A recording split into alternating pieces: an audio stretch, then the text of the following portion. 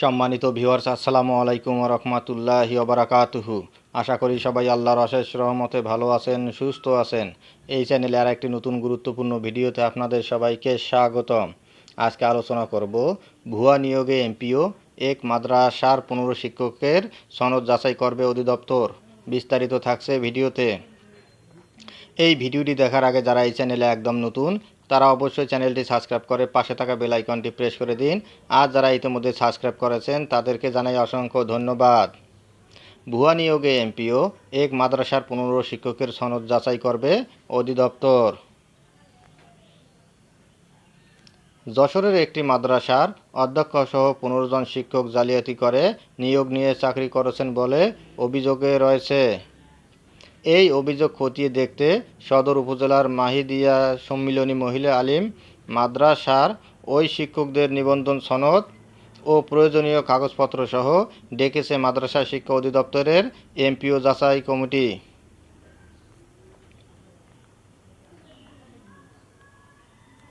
সম্প্রতি মাদ্রাসা শিক্ষা অধিদপ্তরের এমপিও বাছাই ও অনুমোদন কমিটি এই শিক্ষকদের তালিকা উল্লেখ করে চিঠি প্রকাশ করেছে।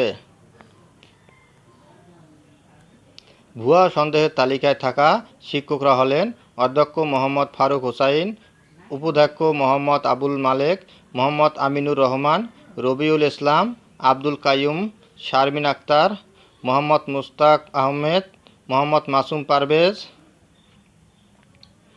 মোর্শেদা খাতুন, মোহাম্মদ আবুল ফজল, মোহাম্মদ তরিকুল ইসলাম, মোহাম্মদ মহিবুল্লাহ আল মামুন, মোহাম্মদ আমিনুল ইসলাম আমিন, মোহাম্মদ কামাল হোসাইন ও আমেনা খাতুন। অধিদপ্তর সূত্রে জানা গেছে, যশোর জেলার সদর উপজেলার মাহিদিয়া সম্মিলনী মহিলা আলিম মাদ্রাসার অধ্যক্ষসহ 15 জন শিক্ষক ও কর্মচারীদের নিয়োগ প্রক্রিয়া যাচাই বাছাই করার জন্য নিয়োগপত্র, যোগদানপত্র, শিক্ষাগত যোগ্যতার মূল সনদ, পত্রিকার মূল কপি, ব্যান-বেইজ তালিকা, এনটিআরসিএ মূল সনদ, সুপারিশপত্র ও প্রয়োজনীয় কাগজপত্রের মূল কপি সহ শিক্ষক ও কর্মচারীদের মাদ্রাসা শিক্ষা অধিদপ্তরের উপপরিচালকের প্রশাসন কক্ষে শুনানি করা হবে।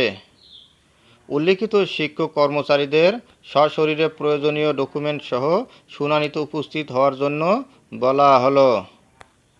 ধন্যবাদ জানিয়ে বিদায় নেওয়ার আগে আবার অনুরোধ জানাই, যদি ভিডিওটি ভালো লাগে এবং সর্বশেষ শিক্ষামূলক আপডেট ভিডিও পেতে চান তাহলে অবশ্যই চ্যানেলটি সাবস্ক্রাইব করুন।